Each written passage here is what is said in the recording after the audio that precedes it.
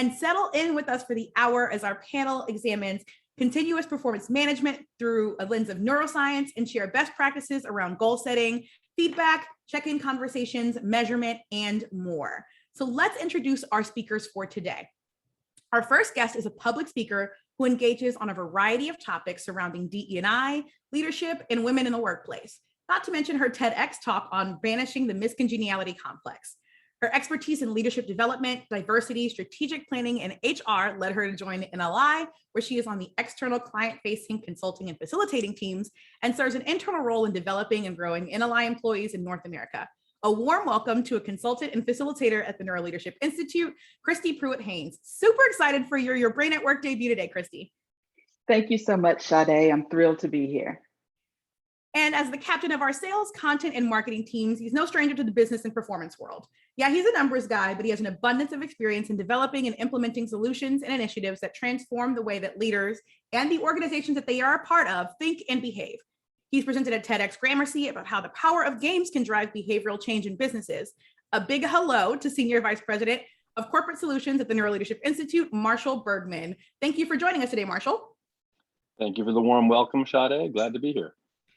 And last but not least, our leader for today's discussion, an Aussie turned New Yorker who coined the term NeuroLeadership when he co-founded NLI over 2 decades ago.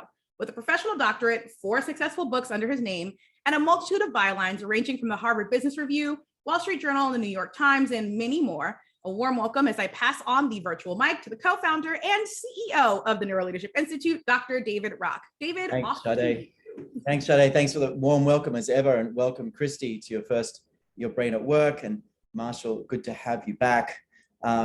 Look forward to digging into today's topic. I'm sure there's going to be a lot of questions and comments from the chat. Performance management in an ambiguous world. Speaking of ambiguous, as an Australian who moved to New York, it's been I've been getting whiplash. Do I want to be here? Do I want to be there? Do I want to be here? Do I want to be there? It's really hard to say. Right now, very happy to be in North America, where I have called home for the last 10 years and will for some time. But anyway, this crazy ambiguous world that we're living in, how do we think about managing performance? We're going to start with some of the big picture ideas around this issue, and then really dig into what we think is the most important thing to work on. So just for those of you new to NLI or new to the podcast, just a little bit of context about us.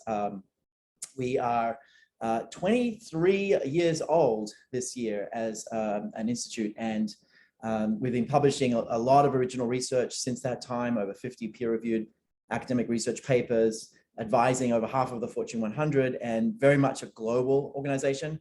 A pretty big team in APAC covering all of Asia Pacific, and a pretty big team in Europe as well, covering that whole region as well as North America. So we do a lot of work with global organizations, as well as the research we do. A lot of our work, consulting work, is with organizations who are really, very much everywhere. And it's given us a really interesting perspective on things. Speaking of perspective, just to give you some context on performance management. So performance is one of our 3 big practices. The other being DEI, which we've talked a lot about, as well as culture and leadership, which we talked a lot about. But performance is actually our oldest and deepest practice. We were quite central in the whole movement to continuous performance management, in terms of all the consulting and the research on moving away from ratings and towards just better conversations. We published 4 really significant industry research pieces. You can see at the top of the screen there. And then about a dozen research papers that are really central to developing a more evidence-based strategy for performance. So it's been very much a part of our heritage, our history for the longest time. In fact, I think we first started helping improve the way managers give feedback in literally the year 2000.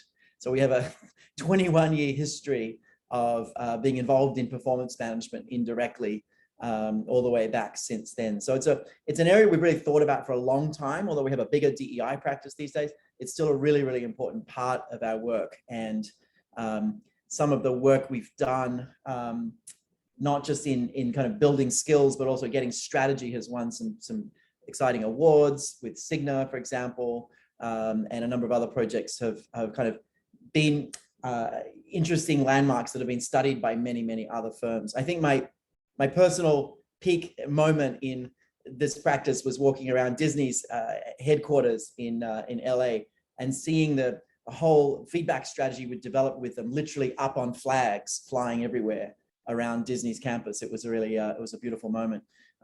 We've written a lot about this space. Some of you would have read these pieces. The Kill Your Performance Ratings was one of the most widely shared and read piece for strategy and business ever. We've dug into bias. We've dug a lot into what really happens when companies go no ratings. We've dug into a lot of these different issues, as well as more specifically into feedback and goal setting and other things. But today I'm not going to talk so much about ratings or no ratings. It's not really a big focus here. It's more like kind of where are we and where do we need to go next. And for that conversation, I really want to hand to Christy to take us away through the evolution of performance management, kind of set the scene, and then we can get a little bit more into the science in a bit more detail. Thank you, David. And it's been really interesting to see how performance management has changed over the years. And we are continuing to see it change even today.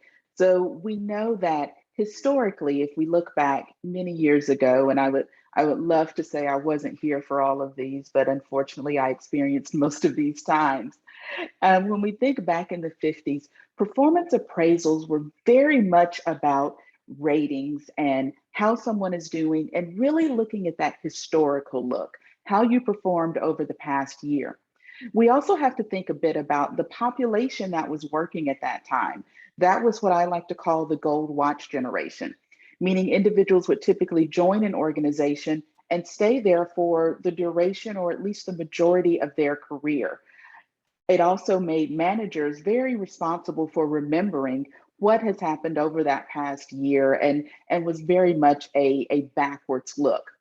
As we move ahead in time, we get to the pay for performance portion of the continuum. And what really happened there is there was a strong link between compensation and performance ratings. The downside to that is we know that doesn't serve as the sole driver of performance. And unfortunately, a lot of organizations truly believed if we link compensation directly to performance, that's going to cause employees to want to stay with us. And data shows us that's simply not the case. It's one of the factors, but by no means the primary driver of success. Moving ahead to force distribution rankings, the interesting thing there is that ultimately demotivated so many employees. While that wasn't the goal, that was oftentimes the result.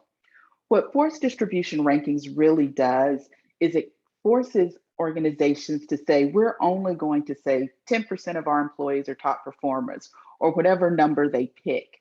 And what we've seen happen with that is, if you aren't part of that chosen 10%, it starts to make you think, why even bother? So unfortunately, what was designed to be a motivator and designed to really assess someone's performance ended up having that opposite effect. That pushed us into the era of no ratings, which was starting to acknowledge and starting to get to where we needed to be. But unfortunately, it didn't emphasize what we ultimately needed, and that's the idea around continuous performance management. And what continuous performance management really does is it acknowledges the fact that employees want ongoing feedback. I don't want to know how I did 12 months ago. I want to know how I'm doing today and how I'm doing next week or did last week. So because of that, we've seen the majority of organizations out there, as much as 85%, really moving towards a change in their system. And it's been really interesting and a positive thing. So as we've seen employees change, fortunately, performance management systems have changed along with them. And it's happening for several different reasons. So part of it is we realized our past systems did not truly acknowledge what was driving employee performance, and oftentimes cost a lot of time and money, those two resources that no organization wants to waste, but didn't drive performance. So when we invest in something but don't see that return, it indicates it's time to look at things a little differently. The bigger part of that is it didn't necessarily align objectives and performance ratings. What I mean by that is Oftentimes, when we looked at performance ratings of the past, it focused a lot on whether or not someone accurately did their job, but didn't at all factor in what the organization as a whole was trying to do.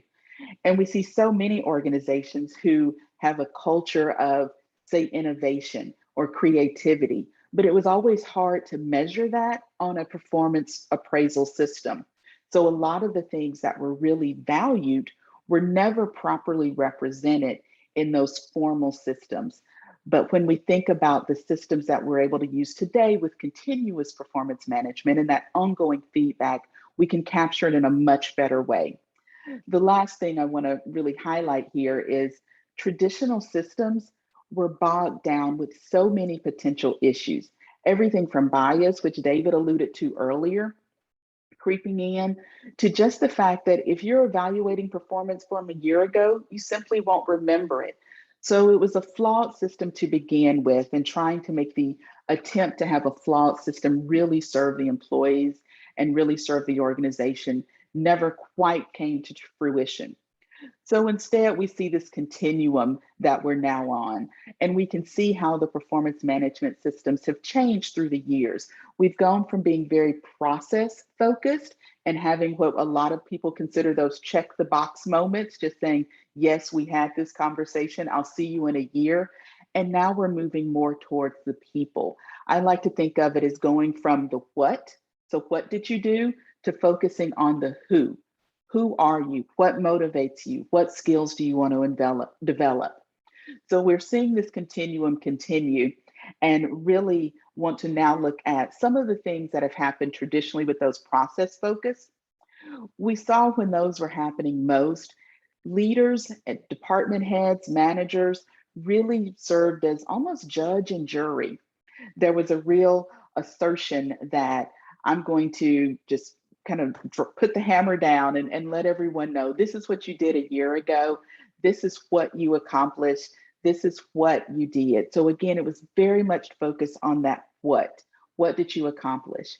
We've seen the systems move towards more of an advisory role, which is better than judge, absolutely, but still not quite focused on the individual.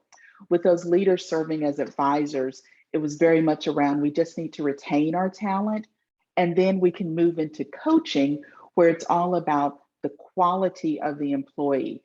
It started to align the talent that we see in our employees and that business strategy. So we're starting to see a little bit of the link, but it still has a bit of a backwards focus as opposed to focus solely on going forward and that future focus with our people.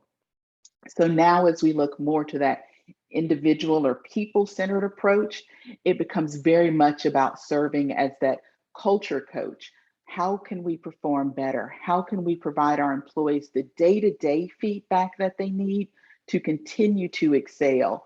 We really believe that focus on growth, that focus on forward momentum is what's really going to push the overall performance management system ahead, and is really going to ultimately serve not only the employee, but the organization. So there have been a lot of changes in the systems, and ultimately the goal has been to move towards having these more complete conversations that David's going to tell us more about now. Thanks, Christy. That's great. Yes, it's really interesting. As I'm listening to you, I'm reflecting on the continuum and the changes, and certainly there are still some companies very much on the left of this. There's, companies are kind of all over the place. I think as an overall movement, it's moved towards the right, but there's still, there are kind of forward-thinking companies that are there on the right. There's still plenty in the middle, and still, quite a few probably over on the left as well. So absolutely, it's interesting. Someone's asking about compensation as we move more towards this. We'll cover that more towards the end. It's really interesting, and every time we've talked about performance management for the last 20 odd years, everyone anchors on the compensation piece, and it's one of those things that's it's like easiest to think about. It's the most salient, it's the most concrete, the most tangible, and it's the most upsetting when it's wrong. Like when pay is wrong, it creates a really strong threat reaction. But we don't think that getting paid for performance right is the place to focus. In fact, this may surprise you, but pay for performance, like really getting pay for performance right, has very little impact on actual performance. It's statistically insignificant. And when we looked at it a few years ago, like teaching people to set stretch goals as opposed to normal goals gave you something like a 6 times greater bump in actual performance than pay for performance, and costs you very little. So there's all this focus on getting the comp right, but when it comes to actually getting performance improved, it ends up being more about reducing unfairness than actually increasing performance. And so we want to minimize the work that's going in. If it's not really increasing performance, we want to kind of minimize what that is. The last thing I'll say on that, just in summary, is pay tends to be pretty good for retaining people, but not for motivating or increasing performance. So pay for performance does have a link to retention, but not much of a link to the other things. So we can dig into that if we have more time towards the end. Here's what we at NLI think matters the most, and that is getting the conversations right. Pay for performance is one piece of it. Getting your strategy right is one piece of it. But ultimately, where most performance management systems fail, we believe, is that people don't have the right kinds of conversations at the right frequency, the right way. And it's literally the quality of conversations is not where they need to be. And sometimes the technology solutions that are put in place actually inhibit conversations. There are a lot of technology solutions that kind of make people feel like they don't have to speak now. It's kind of all done, with this tech, but the conversations about performance are very personal, very challenging quite often, and they really need to be human to human interactions, we believe. At least some of them, some elements of performance can be digitized, but a lot of it needs to be really human conversations because they're some of the most kind of charged issues. So philosophically, we believe the place to get this right is not pay for performance. It's not necessarily getting the strategy right. It's not the technology. The place to invest is in getting people to have better conversations. We think that's the best return on investment. And let's have a look at what our data says on that. Like, why do we think that? We'll show you. We've done a lot of industry research in this space. So we looked at how often people actually have conversations. So you can see setting goals pretty low, check-ins higher, formal assessments pretty low, career very, very low. So how often people are having these things, setting goals, almost annually, check-ins, maybe quarterly. Interesting. Now you look at how often would you like to have these? So people would like to be setting goals more than quarterly, right? They're kind of getting them annually, but they'd actually like to be doing them between quarterly and monthly, right? So a really big gap there. That's a quantity of conversation. What about check-ins? Actually, they'd like a lot more check-ins. They'd like a lot more formal assessments. They'd like a lot more career conversations. So it's a really, really big gap. Here's the really terrifying gap. When you ask managers, whoops, my internet's playing up today. When you ask managers how often they think they're having them, you get an entirely different story. So if you ask managers, how often are you setting goals? They say, well, actually they're setting them weekly, but the employee thinks that they're setting them annually. How often are you doing check-ins? They think it's weekly. The employee thinks it's something else. So a manager might just categorize informal conversations as as a real goals check-in, but there actually is a big difference. It's quite an important difference. So there's this huge gap between what the manager thinks is happening, what's actually happening, and what the employee really wants. And so when you look at this, we think this is where the biggest gap is that could be addressed. There just needs to be a lot. You need a lot more conversations, is the cliff note. Now, we introduced this idea a few years ago. We realized that it would be really helpful to kind of organize all the different kinds of conversations and kind of standardize it. So we ended up on this. You might have different language. You probably do in your companies. You've got different kind of frames and words. But for us, this is just kind of something we've standardized. It helps us when we do consulting for companies to help them build their strategy. Here it is. There's goal setting should be variable. There's not many jobs should be annual. Mostly like twice a year at least, quarterly and often monthly these days. Feedback should be a constant thing, an every week thing. Check-ins should be probably monthly. End of cycle, well, it depends on the goal cycle. Compensation and career conversations, obviously once a year, maybe twice a year, maybe even more. But we've been doing a lot of research kind of on these 6 conversations. Christy, anything you want to weigh in there?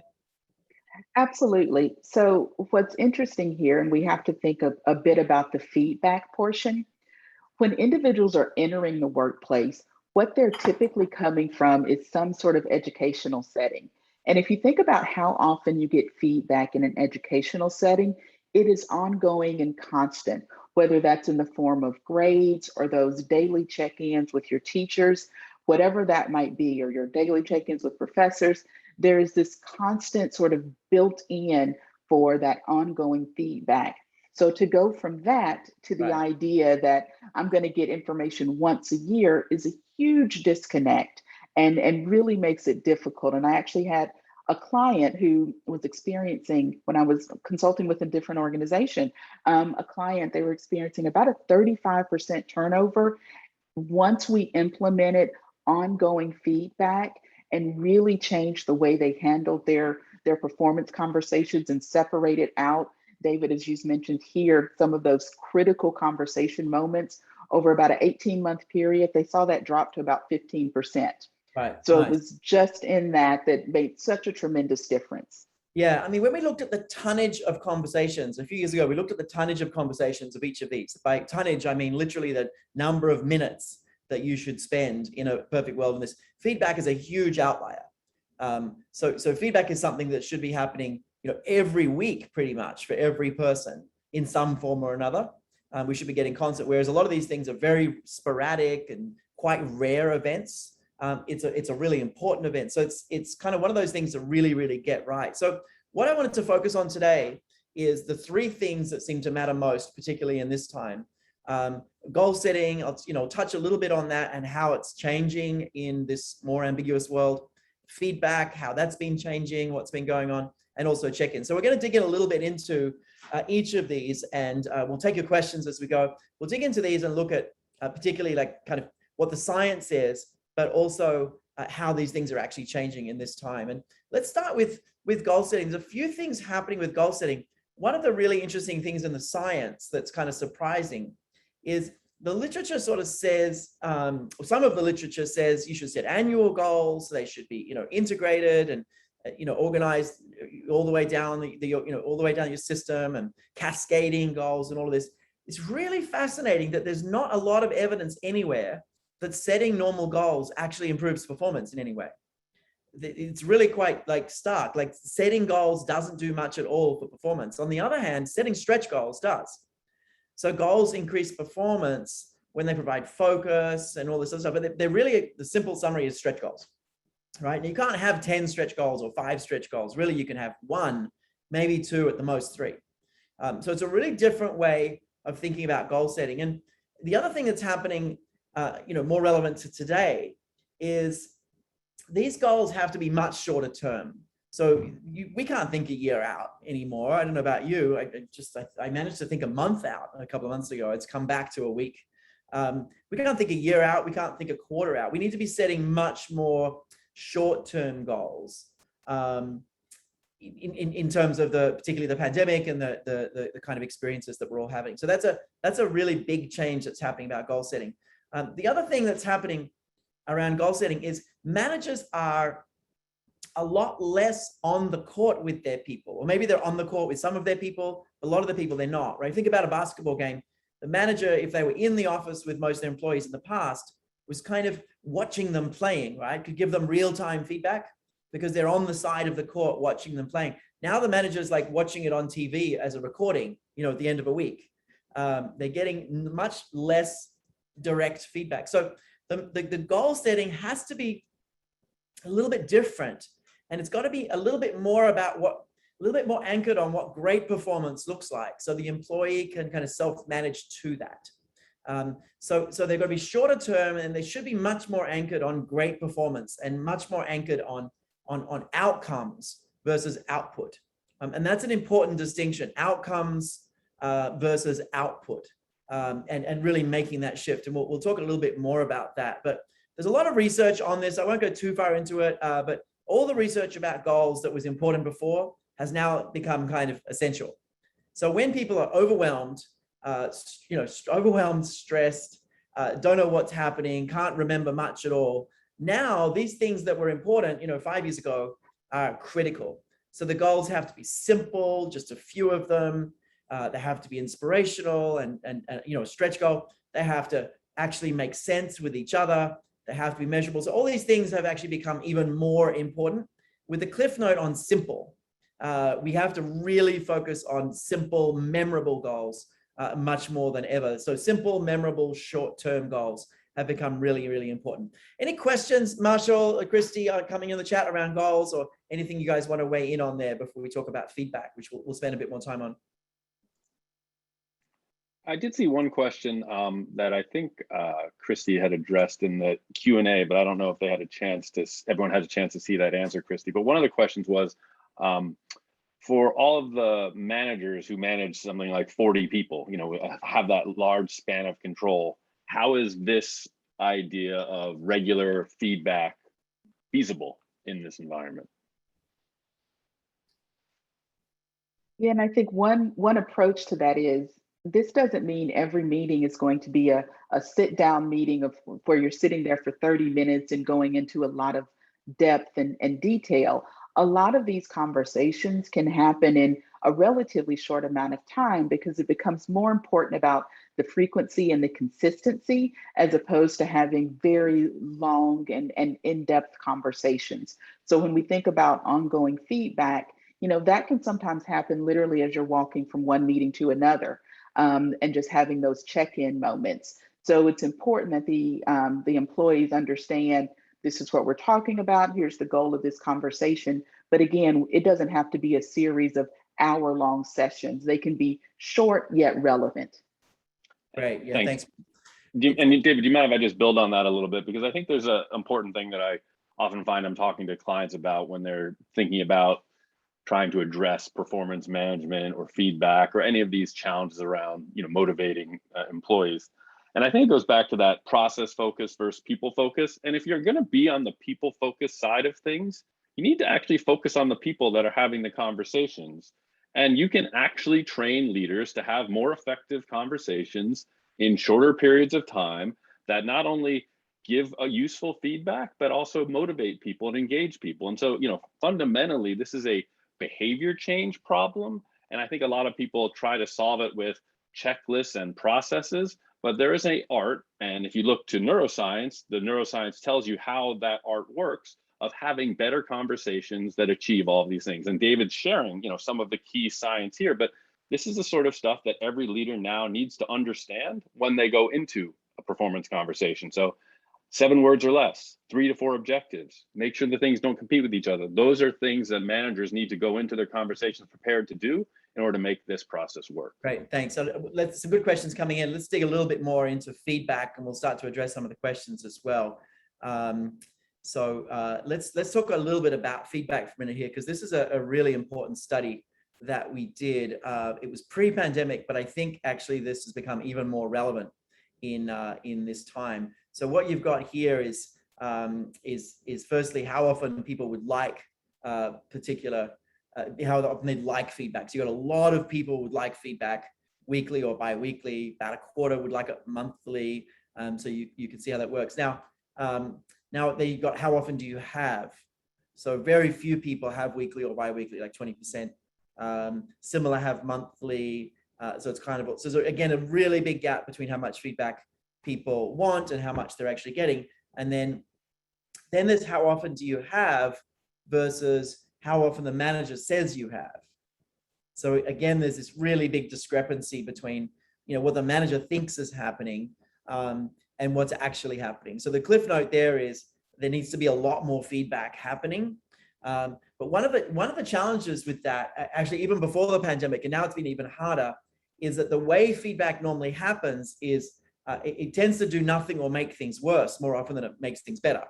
So it's a scary thing to give feedback. And our research on this is that the people giving feedback are just as anxious as the people receiving it. And it turns out that there was actually a case study on this, if you force people to give feedback, if you say, look, managers, you must, as part of your job, give feedback every single week, all sorts of terrible things actually start happening. There was actually a case of this, it was quite some years ago, but a company said, we're going to mandate, and people have to tick a box that as a manager that they gave everyone feedback every week, and it was really disastrous in the performance of this company. They actually failed as a company tied to this. So you've got to really think about feedback. And we tackled this some years back. But you've got this gap of 3 times fewer feedback conversations compared to managers, and a really big gap between what they want and what they get. So, how do you close that gap? Not mandating is we've seen, and training hasn't done much for it. So if you've been following our work for a while, we're very passionate about asking for feedback. We've actually published 2 papers on this, and we came to this insight about asking for feedback because we couldn't see any other way to actually make feedback less stressful for the giver and the receiver. And the stress of feedback really inhibits both giving it and it working. Like it's a massive determinant of whether people give it or not, whether they receive it well or not. It's kind of the #1 variable we saw, and nothing was reducing the threat response. Like telling people what they did well and then giving them tough feedback and then what they did, like all those things kind of didn't really reduce. But what we found is that asking for feedback turned down the stress response for both parties, and actually about 50%. And that's in that paper there. You can see asked for versus unasked for feedback. This is an experimental study. We actually found about 50% less stress for giver and receiver when feedback was actually asked for. So this is rolled out across a number of organizations, initially Microsoft, where we developed this together. And then many, many other firms have said, look, this is going to be a really critical part of our feedback strategy. And I can tell you in a pandemic where threat's even higher, where baseline threat is even higher, this has become even more important. It's become much more important that feedback is very, very regular, and that it's asked for by the employee because everyone's more anxious overall. So I won't say much more about the research there that we can, but our hypothesis about feedback is ask for feedback. Stop giving feedback and start asking for feedback is really the way to do it. And it's, it reduces threat. You can get it much faster. You can reduce bias. You can get the specific feedback you need. So going back to Christy's point, particularly the people who are, graduates coming out of university, these people can ask for feedback from a couple of different folks every single week and get the same amount they used to and grow as fast as they want. They can put in a proposal or report, get the feedback they need straight away to improve by asking, right? They don't have to wait for the system or for the manager. So these newer graduates, as well as everyone else, can actually now get this feedback as they need it. So we published a lot on this. There was a big piece we wrote in Strategy and Business that we can put in the chat that's in public domain. The journal papers we don't share publicly if they're not members, but there's a really big piece on this in Strategy and Business that we can share. So from a strategy perspective, getting feedback right is the #1 conversation to get right. And the #1 way to get that right is teach people to ask well. And when you ask well, people give it well, and it's so much less stressful overall. So that's become, we think, even more important in this time when things are really ambiguous. And I want to say one more thing about this this time.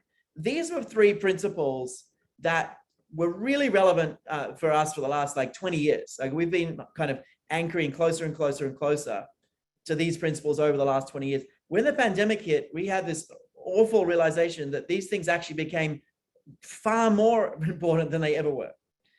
So you almost look at these and say, oh, this is, you built this for the pandemic. No, this is exactly what has always been important, and now it's become critical.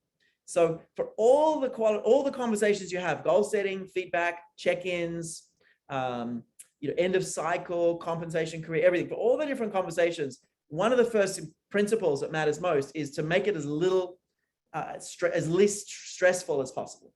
You want to reduce how anxious people feel.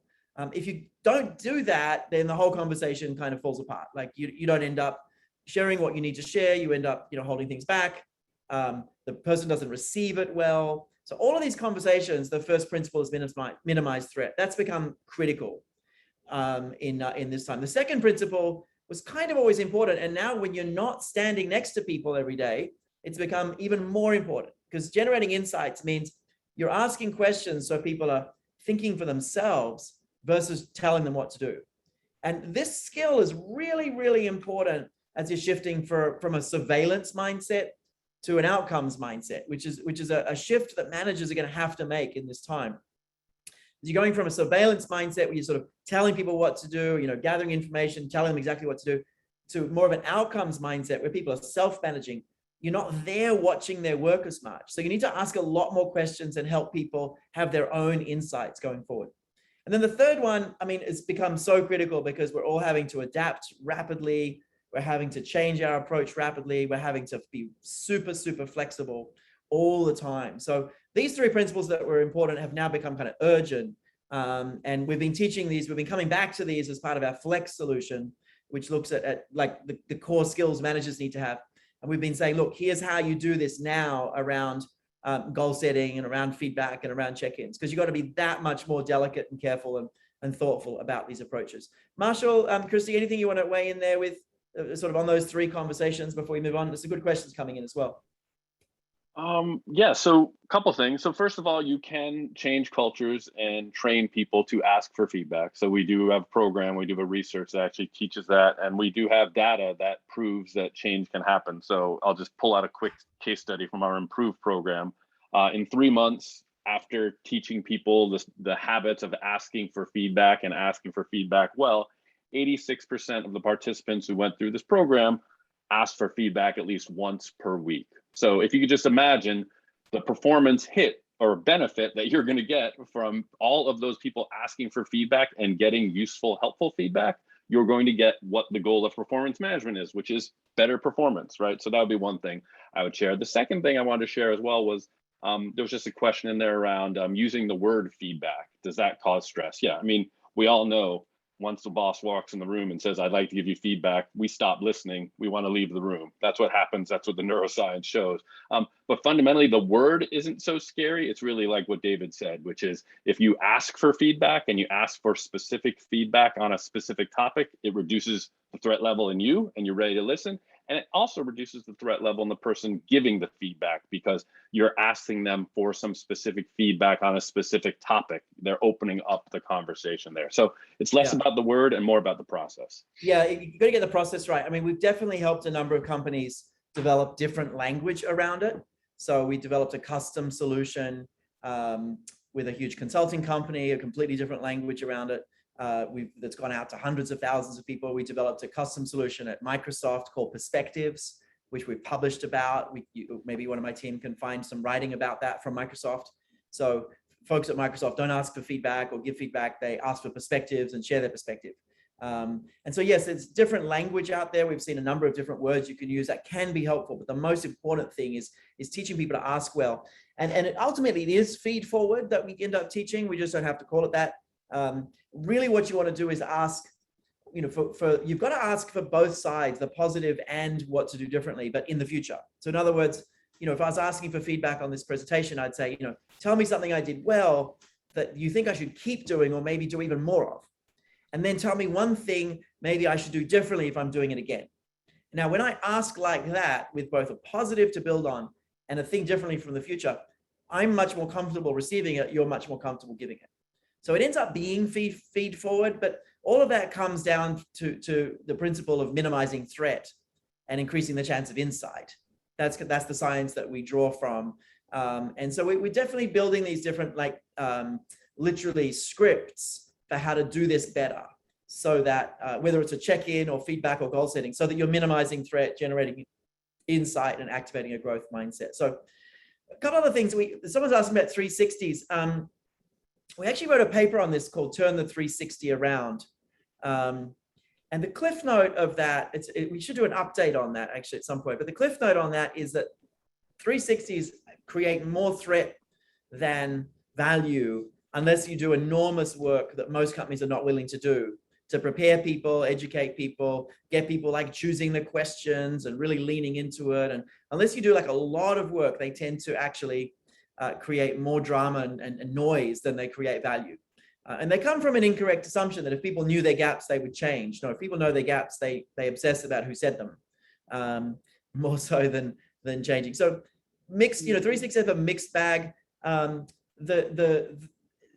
Someone asked earlier about crowdsourcing feedback. That's a little different because, you know, you get feedback, like a little bit of feedback from a lot of people regularly. That's different to like a once a year 360 that kind of gives you, there's a small number of people giving you a deep amount of feedback and you obsess, but a little bit of regular nudges from a lot of people can be quite powerful, can be really, really helpful. I think it's a really different, it's a different thing. So I think we're going to move to a world of more crowdsourced feedback, more crowdsourced kind of nudges and insights. And I think that's going to be interesting. Christy, you want to weigh in there on some of these issues? Absolutely. And something you said, I think, is critical when you were talking about 360s, that people do tend to obsess over who said this. Someone in the chat actually mentioned the idea of anonymous feedback. And I think at that point, people do wonder more about who it came from, as opposed to being able to focus on what was said. So I completely agree with you there, David. And one other thing that I find really interesting, and it came up in a question in the chat, someone made the point about asking for feedback requiring a certain amount of emotional maturity. And I agree with that. And sometimes I think, especially if we have a younger workforce or someone who may not have achieved that same level of maturity, there's some great ways to kind of nudge the question until it becomes a habit of theirs. And one example, and I have to give credit to NeuroLeadership, this is something that I've experienced working here. It's been wonderful for someone to come to me and say, what type of feedback would be helpful? So even if I don't immediately remember to ask for it, just asking that can be a way to still make that conversation a little easier. It reminds me to ask for it and still takes that threat away. So there's some ways that you can encourage the question and encourage people to ask for it if they haven't quite gotten there on their own. That's still going to get them some great information while minimizing that threat and create that culture of constant feedback. That's great. Thanks, Christy. And just speaking of threat, there's a question in the question box. I think it's important. What about people who've been through trauma? Like, let's say everyone on the planet. It's how do you deal with those folks? And obviously, some people have been through a lot more trauma than others. Some of it really, really difficult trauma. I don't mean to make a joke of that, but we've all had some trauma to some degree this year, but some a lot. And certainly the people who've got a high baseline of threat, which is what happens from trauma, you do want to be a lot more thoughtful about your approach to all of these things, to goal setting, to feedback, to check-ins, to all of it. You want to be a lot more sensitive, a lot more asking questions and generating insights, a lot less telling, and a lot more supportive overall. And I didn't talk a lot about check-ins, but one of our favorite set of questions for, this is more for like a weekly stand-up than a formal check-in, but I think it's important to differentiate that there's this sort of weekly check-in with a team that sometimes people think this is, and it's, it's how are you, how have you been winning, and what do you need help with? Three really interesting questions. And certainly in the heat of the pandemic, we were doing that pretty much every week with our team. Now people are doing better. It's more just kind of, all right, how have you been winning? What do you need help with? But it's a really, really powerful set of questions, particularly if people are really sensitive and people are struggling. How are you? And actually make sure people answer that. How have you been winning? And what do you need help with? So those are really good questions for kind of that more week-to-week check-in, particularly with sensitive people who've been through a lot. For the more like monthly check-in against goals, it's really, really important that you're focusing on progress, not just results. So that's a key difference there. You're really checking in on how people are doing on their progress. So you're not just talking about outcomes, but you're valuing progress. Christy, Marshall, anything you want to dig into there before we sort of summarize? Well, there was one question from the Q&A that I think it'd be great to address. Someone asked about how do you give feedback when you recognize it needs to be given, but that individual may not have asked for it. And there are a couple of thoughts there, and I would love to hear, Marshall and David, your approach, but it is very possible just to go to them and ask for permission.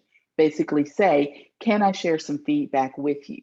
So they still have the opportunity to say, I may not be quite ready for it, but I don't think that happens typically. Usually if you ask for permission, that again can lower that threat because they don't feel like you're just coming at them almost with this defensive approach. You're saying, is it okay if I share some insights with you? Would you mind if I share something that I've observed?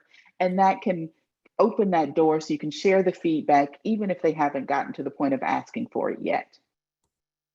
And Marshall, David, any other thoughts there? Yeah, I'll let David take that one. Go ahead. Just I just think this whole issue of moving from like a surveillance mindset to an outcomes mindset, we sort of brushed over that. I'm just going to put this in the chat. Someone asked the question, what do you need help with? There you go. Those are the 3 questions. This shift from a surveillance mindset to an outcomes mindset is important, because if you have a surveillance mindset where you like don't trust people and you need to know everything they're doing, your check-ins are going to be terrible. Your feedback's going to be terrible.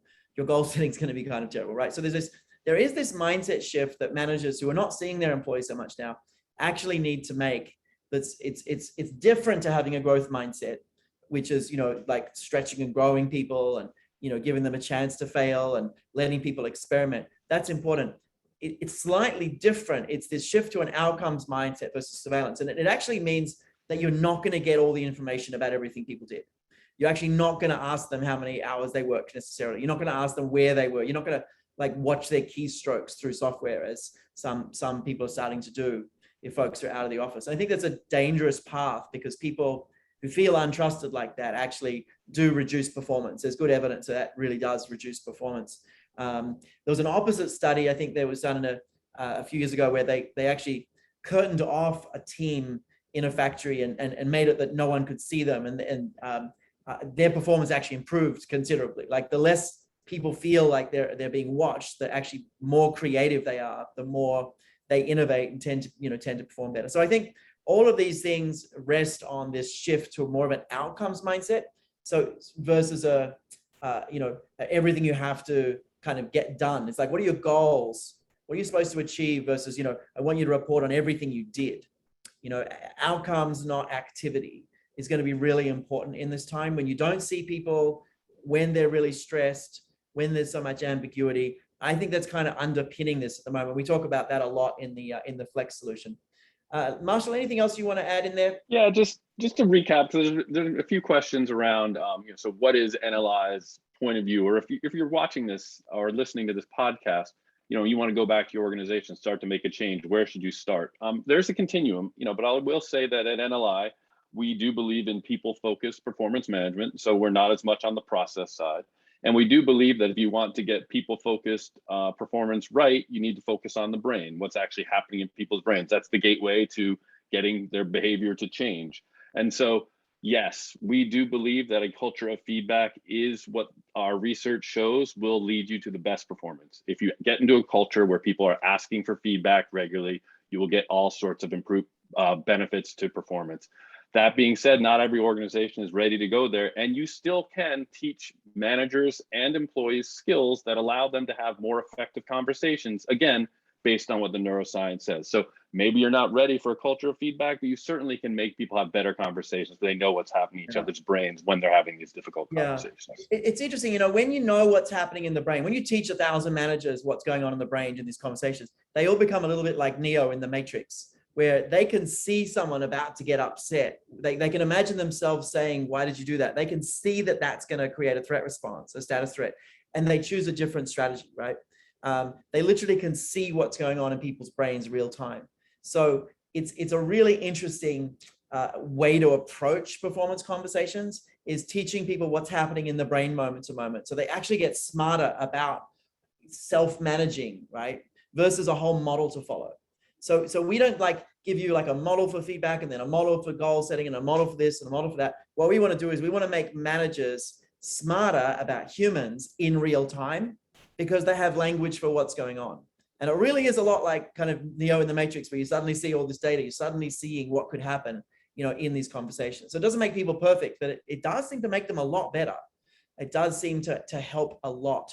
And the cliff note I want to kind of come back to is, as you're thinking about performance in this very ambiguous world, do you focus on technology?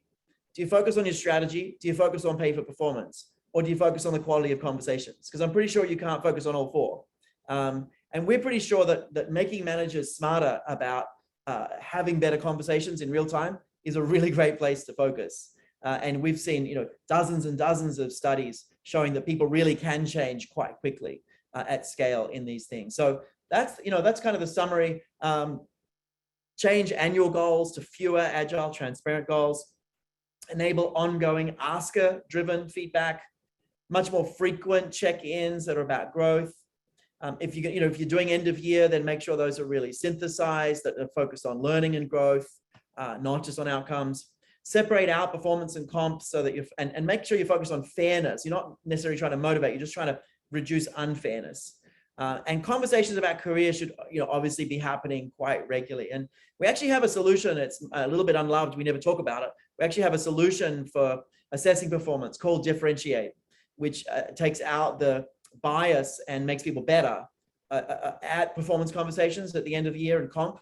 And we also have one called Develop, which is around having better career conversations. So there's actually a whole pathway of habit activation strategies, starting with connect, improve, develop, and differentiate. That covers all the critical habits for these better conversations. But connect has gone out to, really millions of people have been influenced by that since we launched that. So that's the summary. In this crazy time, people are much more anxious than normal. That's not going away anytime soon. If you can teach managers to have better conversations, that's probably the best place to invest time, energy, and attention. And it seems possible to make a pretty big difference relatively quickly. And by the way, doing learning in a virtual environment is actually better than having to put people in workshops. We transitioned to doing learning in a virtual environment before the pandemic because we got better results. So don't think that because everyone's at home or mixed up, or some at the office, some at home, that you can't do learning. You can actually do learning better because it's virtual. We bet our whole company on it, and it's proven correct so far. So Christy, Marshall, closing comments before we wrap up. We'll close off in a minute. I think we'll get the poll up as well, just so before people jump off. Let's get the poll up as we give some closing comments. Christy, closing comments from you. Yes, I think, for me, the key with all of this is being consistent, having those check-in moments with your team, and getting the organization just in the idea that feedback is not a bad thing. And unfortunately, for a lot of people, it has this negative connotation, and it really shouldn't be. So when we can move past that and really get folks to the point of saying, I just want to know more so I can do better and reach not only my goals, but the organization goals, we'll get to a much better place. So hopefully we can no longer have that moment for when the boss comes in and says, I want to give you feedback. We all freeze kind of like a deer in headlights and get to the point of understanding. That's part of the process and should be the goal of it. Great. Thanks, Christy. Marshall? Mm-hmm. Only thing I would add is we don't need a fancy training program or any neuroscience to go out and start one of the most important habits, which is asking for feedback regularly and often. So it's something that I've been committed to over the past year, and something that everyone who's been here can start to demonstrate in their organization starting today. So good luck out there. Yeah, fantastic. Thanks, Marshall. We're going to wrap up. So we'll stay online. Folks, we'll be putting other things in the chat and answering questions in the chats for a few more minutes. So we'll stay till the hour. But otherwise, thanks very much for being here, and we'll jump off and finish officially here. Take care of yourselves, look after each other, keep doing what matters. We're going to be back. We're taking a break for a few weeks. We'll be back in the fall, early in the fall. Thank you so much, and we'll hand back to Sade. Thank you, Christy and Marshall there. Yes,